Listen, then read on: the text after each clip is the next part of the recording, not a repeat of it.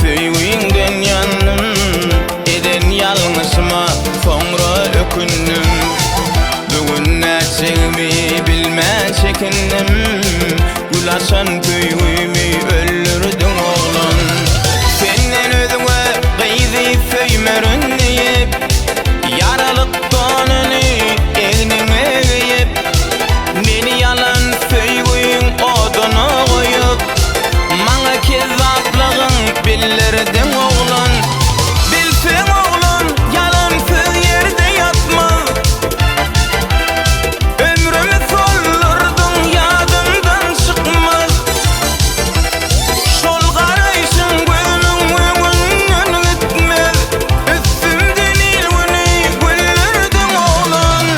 Bewefa boldum, bewefa boldum, bewefa boldum, sen namart boldum.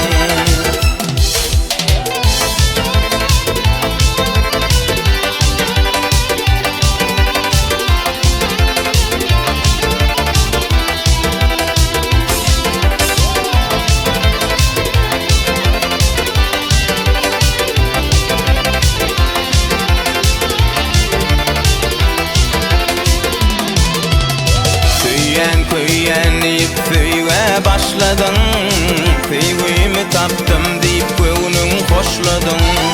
Namysyma degip soňra taşladyň, ar namysym ýele sowurdyň oglan. Gazyl gül falan soň bilbil gonarmy, falan güli bagtym diýip alarmy, 19 ýaşynda gyzlar ýanarmy, gyýylyk dünýäsinden aýyrdyň oglan. Men içimde saklap şydap bilemok, oy pikire batyp akşam ýatamok. Derdim aýtmaga sirdaş tapamok, aýrylyk mukamyn çaldyrdyň oglan. Bewefa boldum, bewefa boldum, bewefa boldum, sen namart boldum.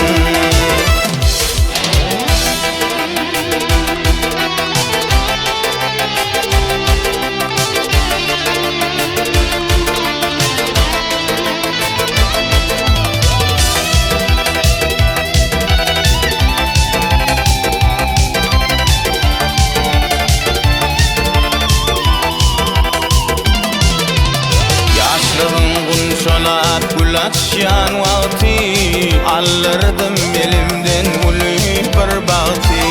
Bagtym gara